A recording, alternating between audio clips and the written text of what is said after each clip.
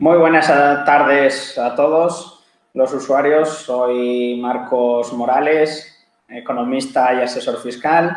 Y esta tarde, como sabéis, voy a impartir el webinar sobre la aproximación al impuesto sobre la renta de las personas físicas, ¿vale? Que lo que intentaremos pues, es acercarnos un poco más o conocer los conocimientos, detalles y características de este impuesto que nos afecta a todas las personas físicas o personas naturales de todo el territorio nacional, en este caso, al margen del impuesto sobre la renta de no residentes.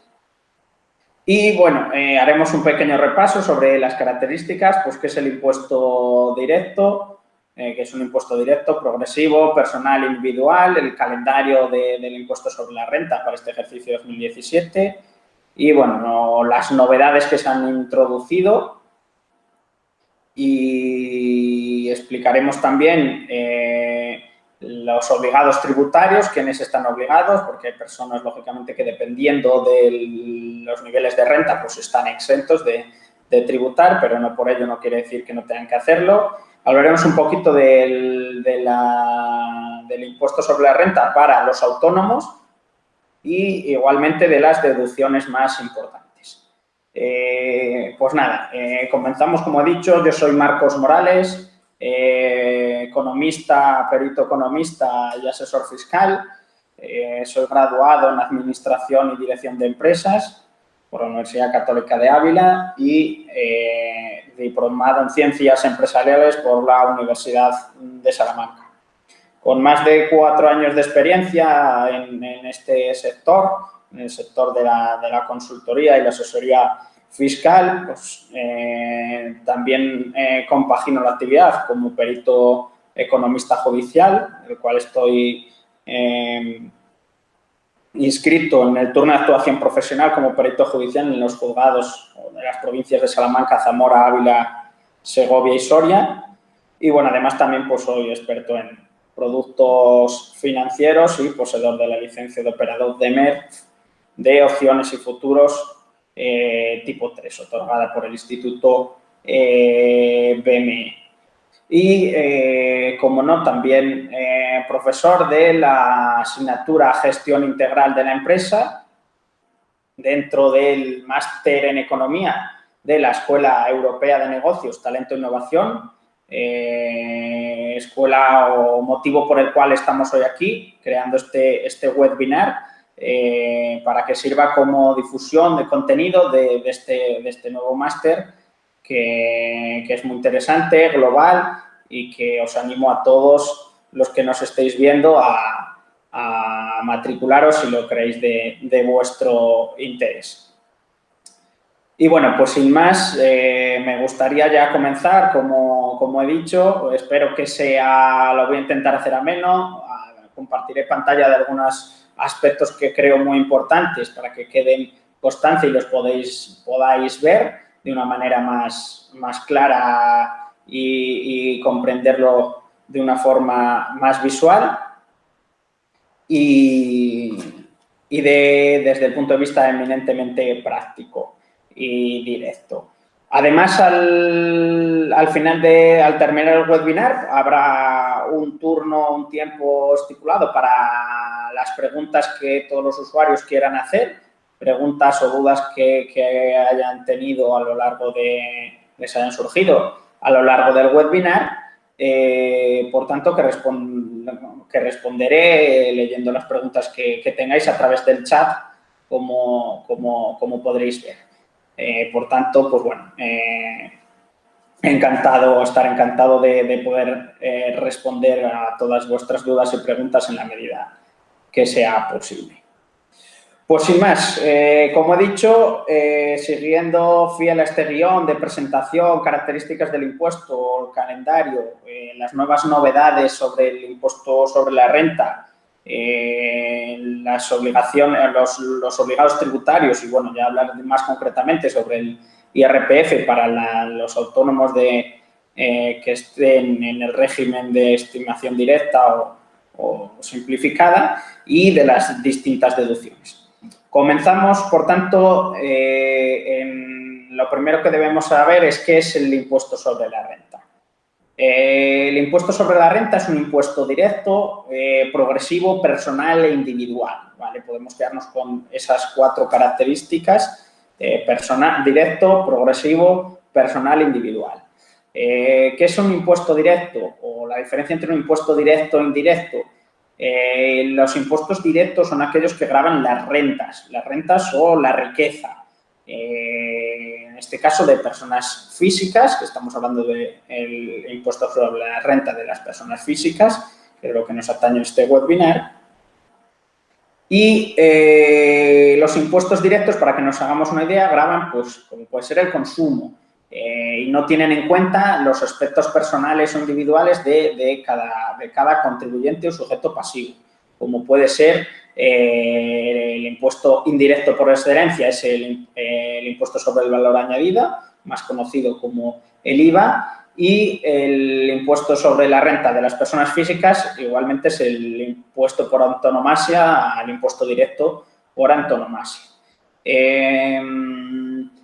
Me gustaría compartir con vosotros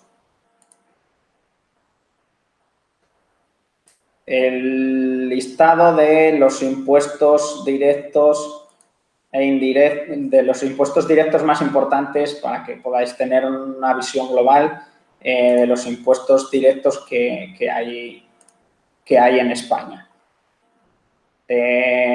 Como podemos ver, y he dicho, el impuesto sobre la renta de las personas físicas, el impuesto sobre la renta de no residentes, ¿de acuerdo? El impuesto sobre sociedades, también impuesto directo, pero que grava la riqueza o, en este caso, los beneficios que obtienen las personas jurídicas, empresas, sociedades, el impuesto sobre sucesiones a donaciones, el impuesto sobre el patrimonio, anexado al impuesto sobre la renta de las personas físicas, del cual haremos una pequeña mención, pero sin extendernos, dado que no es el objeto de este webinar, y el impuesto sobre bienes e inmuebles, el más conocido como IBI, impuesto municipal, impuesto sobre actividades económicas, ¿vale? Que grava las actividades, la creación de las actividades económicas, el impuesto sobre vehículos de tracción mecánica o el impuesto coloquialmente conocido como el impuesto de circulación y el impuesto sobre el incremento del valor de los terrenos de naturaleza urbana, más conocido como plusvalía. Plusvalía en la venta de un piso, del cual luego haremos una pequeña mención en el apartado de la tributación por la venta de un piso, que hablaremos muy brevemente pues, de los requisitos y los gastos que son deducibles. Continuando con la presentación, hemos dicho que el impuesto sobre la renta de las personas físicas es un impuesto directo, progresivo. ¿Por qué es progresivo? Pues lo vamos a ver muy bien también en un ejemplo que tengo preparado. Es progresivo porque tiene en cuenta, o los tipos de gravamen no son, o en este caso son escalables o progresivos. Para cada nivel de renta se va tributando en unas escalas, como veremos a continuación, ¿vale? Y por tanto eso hace que sea progresivo, lógicamente, como su nombre indica, y que sea menos gravoso. Por ejemplo, hay en los tramos, para explicarlo y que lo comprendáis mejor, de nuevo voy a compartir pantalla.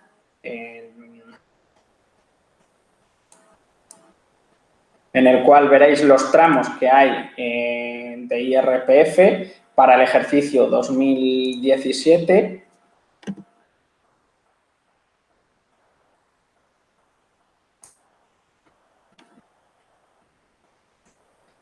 Vemos que es una de las dudas o preguntas o consultas o una imagen errónea que tiene, ¿vale? El carácter de progresivo. Cuando digo carácter de progresivo, como podéis ver, si una persona, poniendo casos concretos, obtiene unas rentas a lo largo del año de 60.000 euros, o vamos a poner 70.000, pues no tributan esos 70.000 todos esos 70.000 por el 45%, que serían casi 35.000 euros lo que tendría que pagar, sino que tributa de manera progresiva, como he dicho.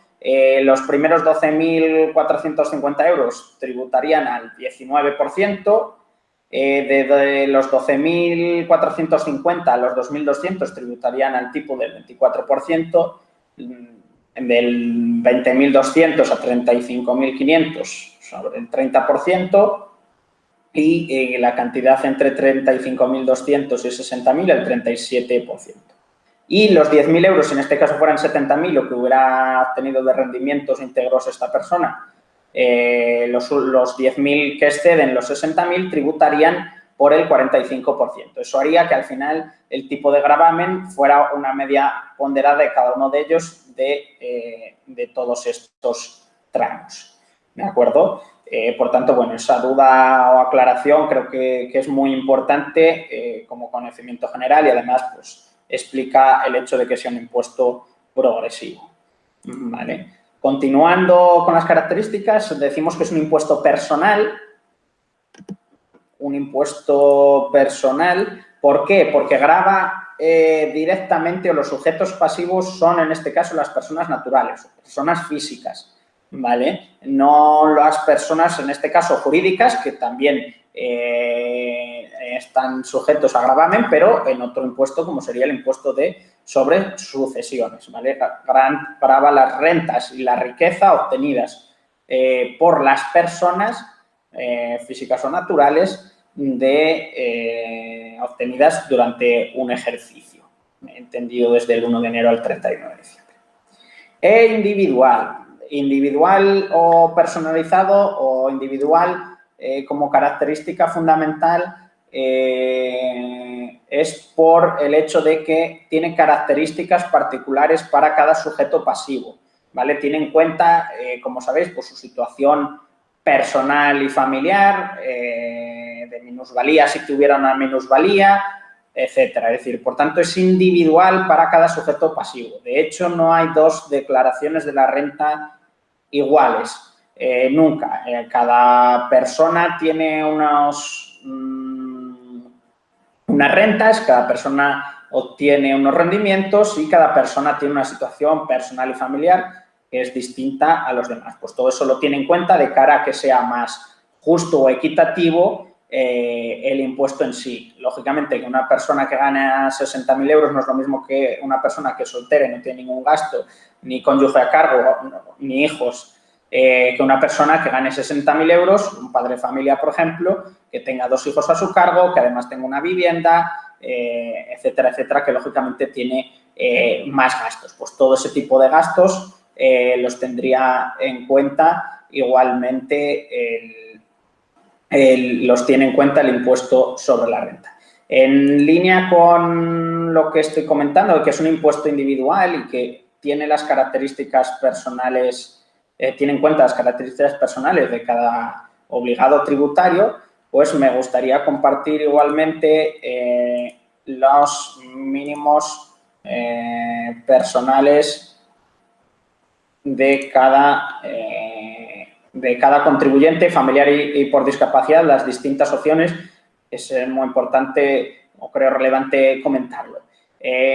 A la hora de tributar o de obtener la base imponible de tributación, pues se tienen en cuenta todos los rendimientos íntegros o netos, descontado todos los gastos, ¿vale? Y bueno, tenemos como mínimo del contribuyente, pues se entiende la hacienda pública, que tienes unos gastos a lo largo del año, pues generales de manutención, pues de unos 5.550 euros. Para las personas que sean mayores de 65 años, pues entiende que no son únicamente 5.550 euros, sino que además son 5.500 más unos 1.150 euros. Para las personas más de 75 años se incrementan estas cantidades, como podéis ver. Y luego, igualmente, es decir, por mínimos por descendientes, por lo que he dicho, no es lo mismo que una persona obtenga unos rendimientos de 60.000 euros y sea soltero, que únicamente pues entiende la agencia tributaria de cara a adecuar la base imponible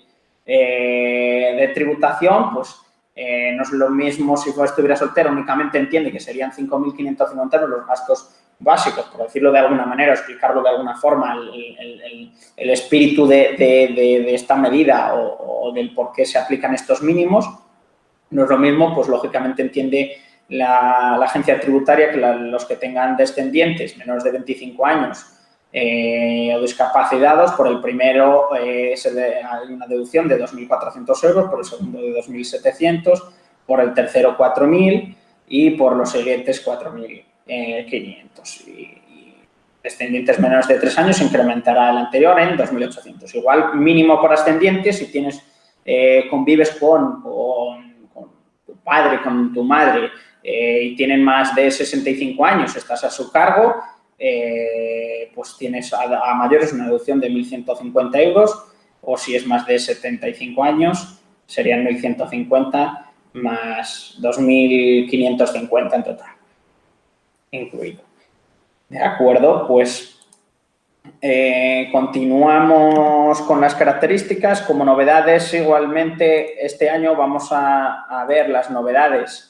En primer lugar, el calendario que a todo el mundo le es muy importante, que siempre la gente pregunta, bueno, ¿y hasta cuándo puedo hacer la declaración de la renta? ¿Hasta cuándo puedo presentar la declaración? Pues mira, muy importante, voy a compartir de nuevo el calendario que tengo aquí elaborado sobre la campaña de la renta de la declaración del 2017 que se liquida o tributa el impuesto a lo largo de este año. Comenzó el 15 del 3 del 2018. Desde el 15 de marzo se podía descargar el borrador y los datos fiscales, así como la aplicación de la agencia tributaria. Para las personas familiarizadas con las nuevas tecnologías, pues pueden descargar el borrador y presentar la declaración a través del móvil con la APP como novedad dentro de este año que ha implantado la agencia tributaria. El día 4 del 4, comienzo del plazo para presentar ya las declaraciones y solicitar cita previa en la agencia tributaria, bien para que nos la realicen o para solicitar cita previa en la oficina, aunque bueno, eso fue en una fecha posterior. Como clave, comienzo del plazo para presentar la declaración desde el día 4 de abril del 2018 hasta el día 2 de julio del 2018, que se ha ampliado un poquito, si la declaración no sale a ingresar y la queremos domiciliar, el último día para presentarla sería el 27 de junio. Es muy importante esta salvedad, ¿de acuerdo? De cara a tenerlo en cuenta que no presentemos fuera de plazo, porque si no, no podríamos domiciliarlo, ¿vale?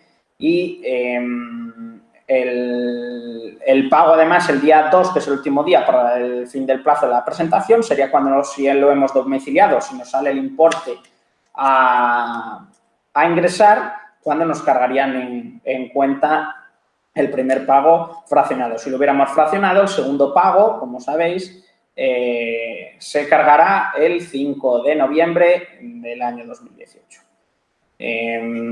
Por tanto, eso como calendario y como novedades muy importante, ahí lo habéis visto. Continuamos con las novedades. ¿Novedades que ha incluido? Bueno, pues una de las novedades es que ha ampliado un poquito el plazo, como habéis podido ver, sobre todo ha adelantado el plazo para descargar el borrador y consultar los datos fiscales, como hemos visto en la diapositiva. Lo que he comentado igualmente, la nueva aplicación de la agencia tributaria, recomendable únicamente para las personas que estén muy familiarizadas con las nuevas tecnologías, para que puedan descargar el borrador y presentar la declaración. Y otra de las pequeñas novedades es que para descargar el borrador, en este caso pide la fecha de caducidad del DNI, que otras veces no lo pide, además de el importe de la casilla 450, como sabréis o habréis visto, los que ya habéis descargado el borrador y habréis hecho la declaración de la renta, os pide la casilla, el importe de la casilla 450, vuestro DNI y la fecha de caducidad. Una vez metidos esos datos, nos da una referencia, que es el código que utilizaremos para consultar toda la declaración a lo largo de todo el ejercicio. Importante, se puede consultar una vez presentada, entrando de nuevo por el portal de la agencia tributaria, el estado de nuestra declaración de la renta, ¿vale? Porque para ver si nos lo han ingresado ya o no, si no estamos pendientes, si se está tramitando, si ha habido alguna incidencia, igualmente, bueno, la administración nos lo comunicaría. Por tanto, muy importante esa apreciación o novedad, el hecho de descargar el borrador. Y también el aspecto de poder rectificar la autoliquidación, ¿vale? Aquí hay que discernir, y quiero ser muy claro, entre dos cuestiones muy importantes. Una cosa es la rectificación de autoliquidación y otra cosa es la liquidación complementaria.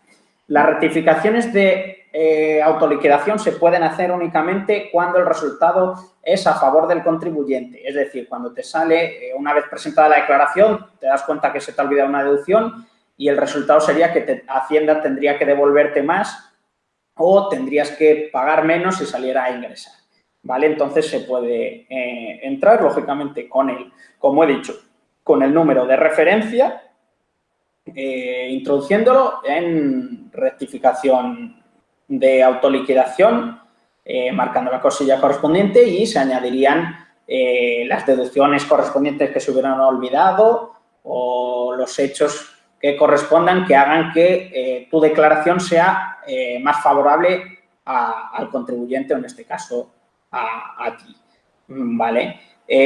¿Por qué digo esto? Porque la liquidación, en caso de que una vez presentada la declaración el fallo ha sido o el resultado es a favor de Hacienda, que resulte mayor importe a ingresar o menor importe a devolver, porque hemos tenido una ganancia que se nos ha olvidado meter, un rendimiento del trabajo que no venía en el borrador y que se nos ha olvidado incluir, y eso hace que incremente nuestra base imponible y, por tanto, nos salga más a pagar o menos a devolver, entonces estaríamos hablando de liquidación complementaria, de autoliquidación complementaria.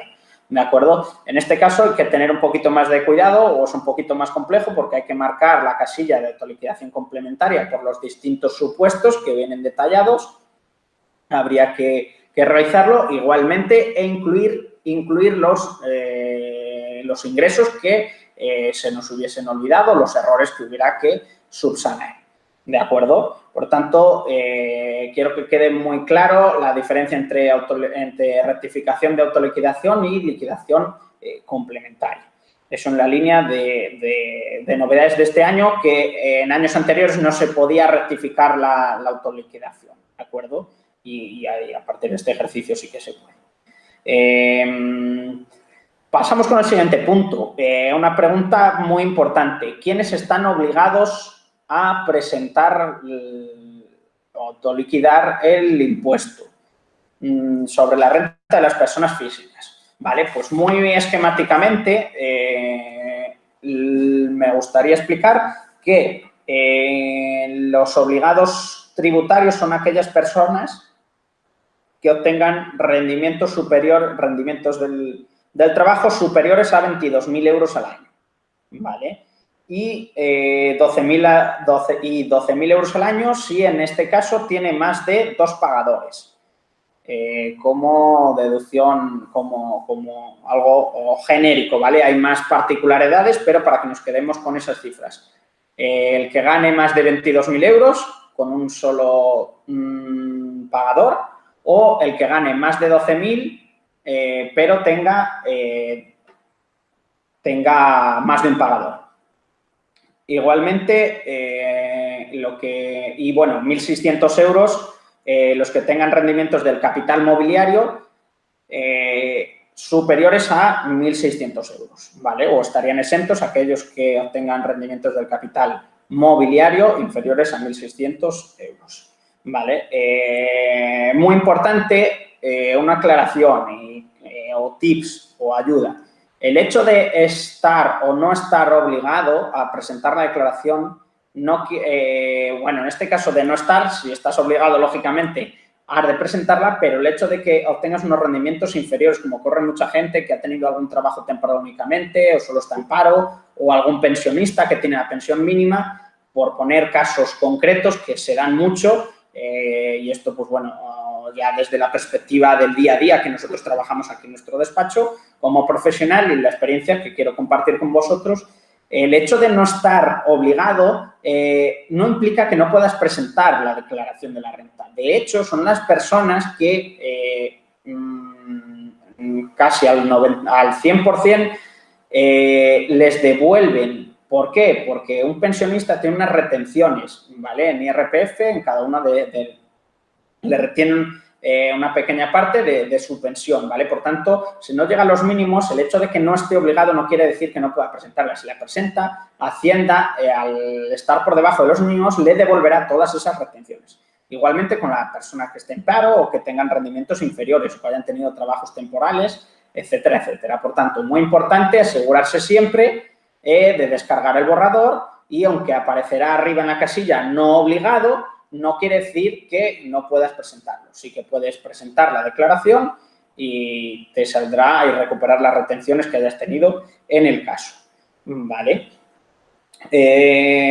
Continuando, pasando a otro tema, creo que ha quedado claro cuáles son los obligados tributarios, que son aquellas personas que ganan más de 22.000 euros como rendimientos del trabajo, y aquellas que ganan más de 12.000 si tienes más de un trabajo o más de 2 pagadores, en este caso, para ser fieles a la terminología.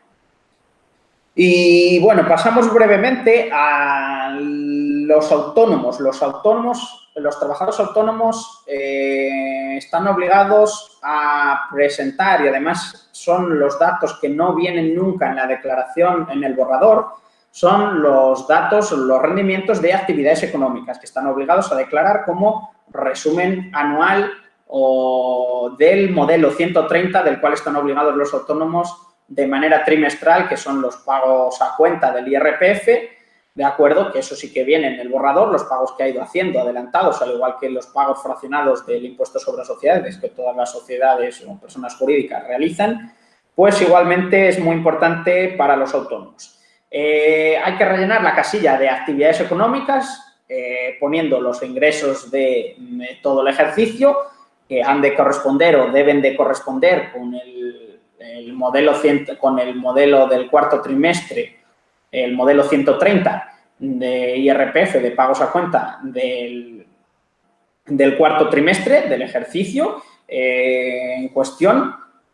Y muy importante, pues, que coincidan esos datos y, lógicamente, los gastos igualmente. Dentro de los gastos, muy brevemente, para hacer un resumen de los gastos en los cuales, aunque, bueno, esto es una materia un poco más concreta y específica, que nuestra recomendación es que todos los autónomos, y como es lo más habitual en la práctica y en el mundo empresarial, es que cada uno de los autónomos generalmente pues se lo lleva a un gestor, su propio gestor de confianza, y sea el gestor el que le haga la declaración y le incluya pues todos estos gastos. Pero bueno, me gustaría también hacer hincapié o una reseña de los gastos que los autónomos se deducen, que son los consumos de explotación, como la compra de mercaderías, materias primas, las existencias, envases, embalajes, material de oficina, etcétera. Sueldos y salarios, lógicamente, los autónomos que tengan asalariados a su cargo, pues lo pueden deducir a lo largo del año, pues ya tendrán, lógicamente, su gestor o bien en la propia contabilidad, libros de ingresos y gastos, lo tendrán recaudado, pues se ha de poner los gastos anuales de los sueldos y salarios que ha tenido. La seguridad social a cargo de la empresa, todas las cuotas del autónomo que haya pagado a lo largo del ejercicio. Otros gastos de personal, pues si sus empleados han tenido formación, les ha tenido que impartir formación, pues esos gastos, seguros de accidentes, etcétera, etcétera. Arrendamientos y cánones de los alquileres que tenga de los domicilios afectos a la actividad económica, bien sean despachos, bien sean oficinas, bien sea una nave, etcétera, etcétera. Reparaciones y conservación, gastos de mantenimiento, repuestos, etcétera. Servicios de profesionales independientes, pues ahí la cuota se le pagan a su gestor, abogados, etcétera, etcétera. Todo tipo, notarios, se han hecho alguna operación en escritura pública y otro tipo de gastos, otros servicios exteriores, pues aquí entraría la publicidad, relaciones públicas, suministros, luz, gas, transportes, agua, el teléfono, etcétera. Y otros tributos fiscalmente deducibles, como el impuesto de bienes inmuebles, si está de propiedad el despacho que pueda tener el profesional, o la nave o el lugar que tenga afecto a la actividad.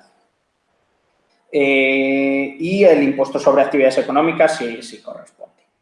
¿De acuerdo? Bueno, pero no obstante, como aclaración, me gustaría resaltar, lógicamente, que como recomendación, todos los autónomos, como es lo más habitual, dado de las particularidades que tiene y dado que no vienen esos datos en el borrador, que acudan a un gestor, una persona cualificada para tramitarles esta liquidación. ¿De acuerdo? Siempre recomendamos que nos asesoremos por las personas que se dedican a ello. ¿De acuerdo? De cara a no tener problemas con la Hacienda tributaria, no cometer errores que luego al final, pues, de alguna manera, la prueba o la experiencia nos dice que al final el gasto, el coste es mucho mayor en tiempo y en dinero el hecho de intentar hacer una declaración de un autónomo metiendo datos que desconoce o sin los conocimientos suficientes, ¿de acuerdo? Por eso, bueno, de cara a este webinar queremos ayudar a la aproximación, como su nombre indica, al impuesto sobre la renta de las personas físicas, ayudar, pues bueno, a asesorar y a tener una visión general del impuesto y dar, pues, nuestros consejos, humildes consejos desde la experiencia y la profesión que nos ha enseñado. Como deducciones generales o cosas que deducen, hechos que deducen, ya para finalizar muy brevemente, luego a continuación en los ruegos y preguntas o dudas y sugerencias que hayan podido surgir a lo largo del webinar, pues estaré encantado en la medida de las posibilidades de poder responder a todas las dudas y aclaraciones que puedan surgir. He hecho una selección porque hay un montón de deducciones. Bueno, en primer lugar tenemos que hacer o diferenciar entre deducciones autonómicas y deducciones estatales, ¿de acuerdo? Por ejemplo, por poner un ejemplo, la deducción por vivienda habitual, alquiler de vivienda habitual estatal, ¿de acuerdo? Se pueden deducir aquellas personas que tengan contrato de arrendamiento anterior al 1 de enero de 2015, ¿vale? Y que cumplan que su base imponible, tanto en tributación individual como conjunta, sea inferior a 24.000 euros al año, ¿de acuerdo? Las personas que ganen menos de 24.000 euros y tengan un contrato de arrendamiento de su vivienda habitual anterior a 2015 pueden acogerse a la deducción por vivienda habitual, a la deducción estatal por vivienda habitual. Si bien, y lógicamente, a lo largo de estos años, esa deducción se dejó de aplicar o puede ser deducible a partir de 2015, pero todos aquellos, lógicamente, que tuvieran derecho en ejercicios anteriores por tener contratos de arrendamiento, esta aclaración es muy importante, contratos de arrendamiento con anterioridad a 2015, pues lo pueden seguir haciendo en los ejercicios sucesivos, en este caso en el 2017.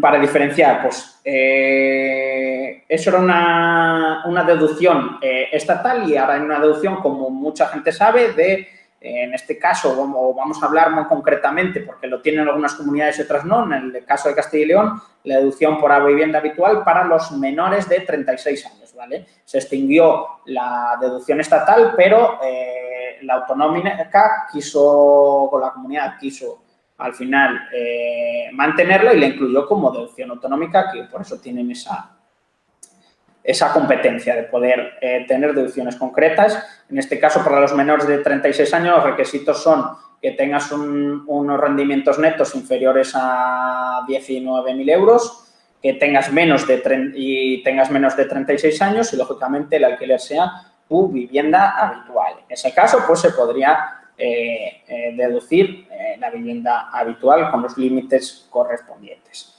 Se necesitaría, lógicamente, siempre la referencia catastral del inmueble y el NIF del arrendador. Igualmente, una cosa que este año hemos visto en el despacho, mucha gente hemos podido comprobar que ha vendido pisos y le surgen muchas dudas y es por el cual acuden a su gestor habitual o de confianza. La tributación de la venta de un piso está gravada por el impuesto sobre la renta de las personas físicas y algún impuesto más, como puede ser el impuesto que hemos visto sobre incremento del valor de los terrenos, o más conocido como plusvalía, ¿de acuerdo? Pero bueno, en este caso nos vamos a centrar muy brevemente en cómo tributa la vivienda de un piso, ¿vale? La vivienda de un piso se considera una ganancia o pérdida patrimonial por la transmisión de elementos patrimoniales, no a efectos, lógicamente, de actividades económicas.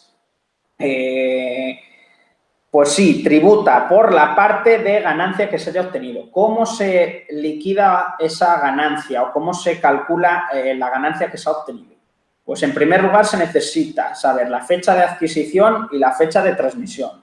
La fecha de adquisición, si es antes de 1996, cuando se adquirió el piso, bien mediante herencia, bien por compra, etcétera, etcétera, donación o el hecho que correspondiera en su día, tiene unos coeficientes que desgravan lógicamente para que la ganancia no sea tan importante, adecuarla, como hemos dicho, una vez más, las características del impuesto, dado que no es lo mismo un piso hace un montón de años, hace más de 20 años, pues con las pesetas, pues de cara a actualizar esos valores, los pisos anteriores a 1996 tienen deducción. Pero bueno, no entramos en detalles. Toda persona que haya vendido un piso tributa por el IRPF como ganancia o pérdida patrimonial. Se calcula con la fecha de adquisición, con el precio de adquisición, y a ellos se le incrementan los gastos que en su día se incurrieran, pues se incurrió gastos de notario, gastos de inmobiliaria, gastos de registro, por decir los más importantes, o gestoría, incluso tasación. Todo ese tipo de gastos incrementan el precio de adquisición. Si, por ejemplo, fue de 10.000 euros y tenemos unos gastos de 2.000, el precio de adquisición sería por 2.000. Y luego el precio de venta. El precio de venta, si supongamos que al cabo de 2, 3, 4 años, o en el año pasado, justamente en el 2017, tenemos que tributarlo ahora, hemos vendido ese piso que adquirimos por 10.000 con unos gastos de 2.000 por 12.000 euros. En este caso, la tributación sería, si lo hemos vendido por 20.000 euros, a priori, igualmente, al precio de la transmisión ha de incluirse los gastos de la venta, ¿de acuerdo? Los gastos de la venta, pues igualmente, si se ha obtenido unos gastos por registro, notario,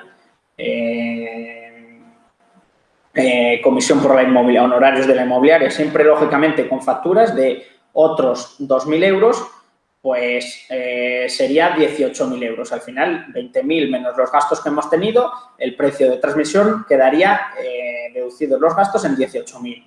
Habíamos visto que el precio de adquisición fue 10.000 más los gastos 12.000, tributaría una ganancia patrimonial de 6.000 euros.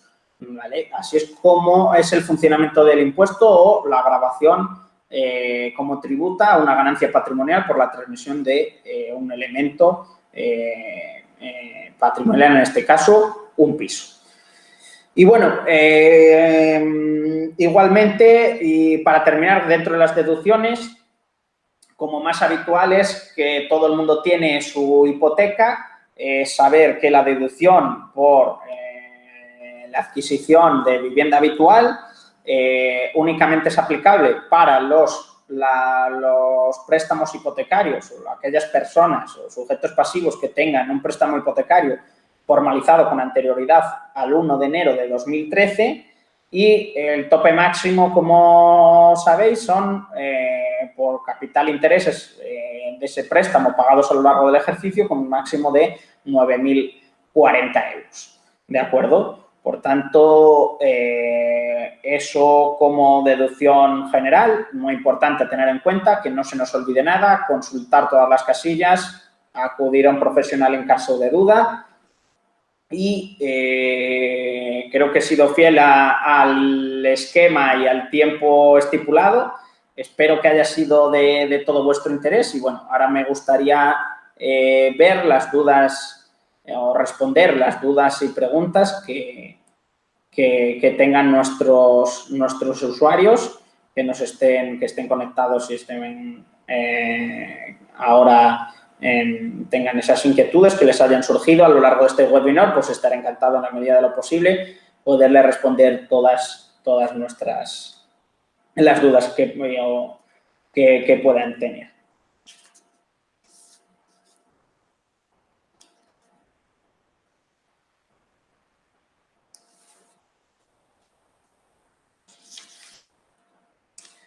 Bueno, vemos que no hay muchas dudas y preguntas relevantes en el chat.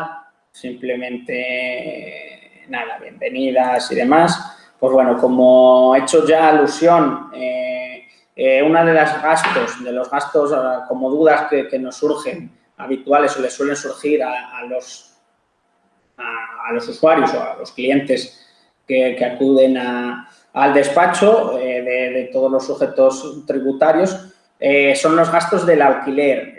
La gente o los dueños, arrendadores de inmuebles que tienen que tributar y declarar los rendimientos del capital inmobiliario procedentes de los arrendamientos de viviendas, unos de los gastos que mucha gente se le olvida o las dudas que siempre preguntan, pues son los gastos que son deducibles dentro de la renta que se obtiene. En este caso, los más importantes son, y algunos que no lo saben, la mayoría de la gente desconoce, son los intereses pagados por la hipoteca de ese bien, objeto de arrendamiento, ¿vale? Únicamente los intereses de la hipoteca, no el capital. Todas aquellas reparaciones que se hayan efectuado a lo largo del ejercicio por el uso o desgaste normal o habitual de la propia vivienda, como puede ser pintar, cambiar cerraduras, fontanería, etcétera. Cualquier gasto procedente del uso habitual, el desgaste. Lógicamente, otro tipo de tributos, como el impuesto sobre bienes e inmuebles, también es desgravable o deducible dentro de los rendimientos obtenidos por los arrendamientos para aquellas personas que sean arrendadores de pisos o locales.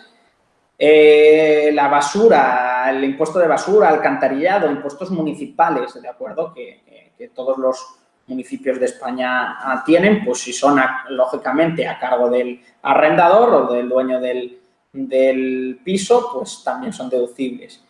Y el seguro de la vivienda, si tiene un seguro, el seguro, la prima que pague anual por el seguro, igualmente también es deducible. Muchos usuarios lo desconocen o tienen dudas. E igualmente, si en el ejercicio objeto de tributación de esos rendimientos el piso fue objeto de arrendamiento mediante los servicios de intermediación de una inmobiliaria, pues esos honorarios, si se tiene factura, la factura correspondiente también son deducibles en ese periodo en el que se haya obtenido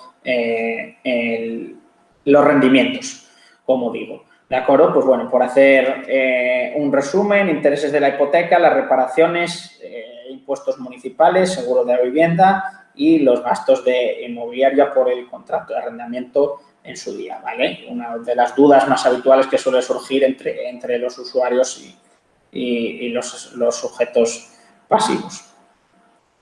Pues no sé si hay alguna duda o pregunta más. Veo que no, ha quedado claro. No obstante, me gustaría decir que este webinar será a todos aquellos que lo hayáis presenciado y os hayáis registrado, se os enviará un enlace para que podáis verlo bien en YouTube o bien en la página de la Escuela Europea de Negocios, Talenta e Innovación, el cual quedará colgado para que toda aquella persona que quiera tener un conocimiento o resolver sus dudas sobre el impuesto sobre la renta de las personas físicas, pues que pueda hacerlo cuando quiera y como quiera, accediendo lógicamente a través de ese enlace, bien quedará ya en YouTube, en el canal de la Escuela Europea de Negocios, Talento e Innovación, igualmente en su página web, como contenido de difusión, recuerdo, del máster en Economía de la Escuela Europea de Negocios, Talento e Innovación, al amparo de la Universidad Europea Miguel de Cervantes. Pues nada más, muchísimas gracias por vuestra asistencia, por vuestros comentarios, por vuestros agradecimientos. Y nada, espero que os haya servido realmente a acercarnos más a conocer este impuesto sobre la renta de las personas físicas, que hoy día todos estamos obligados, todas las personas físicas, como he dicho, o naturales, dentro del territorio nacional estamos obligados, y muchas veces, pues bueno, es un tema de interés que esperemos haber abordado de la mejor manera posible y os haya podido ayudar.